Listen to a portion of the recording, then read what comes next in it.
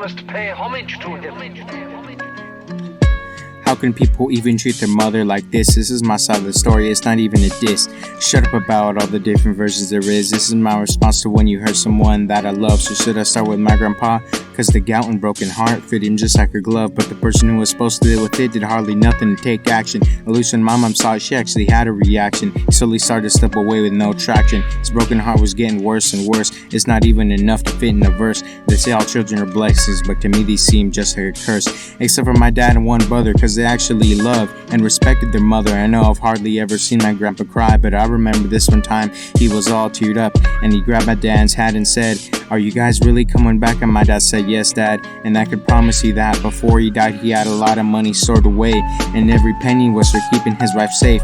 The day that he died, the body was still warm. They stormed into his house and took all of his money, which belonged to their mom. I keep thinking, how could they do that to someone who loved them so much? Her whole life she sacrificed everything for them. She loved them down to every single stem. Then for 3 years they didn't call or visit their mom. They didn't care that I hurt her. I wish I could have done something, but I was just an observer, and even if I did, it would only make things worse, and they were already pretty bad. The good thing is I guess she wasn't always sad. In those 3 years she got to see Disneyland and snow for the first time.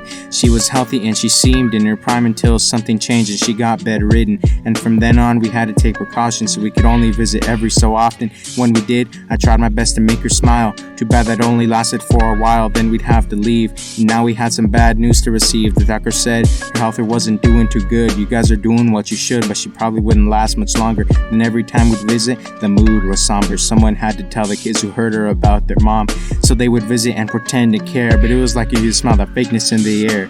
The day came where I had to say goodbye, which was easily the hardest day of my life. I told her I love you so much and I'm sorry for what they did. Thank you for all the good memories as a kid. She died just days later and the funeral rolled around. I was filled with so much pain and anger. It was so hard holding my tongue, but I wasn't gonna do nothing dumb. I carried her casket along with my dad. When I think about her, I'm still very sad. And even if she forgot what her kids did, that doesn't mean that I ever did.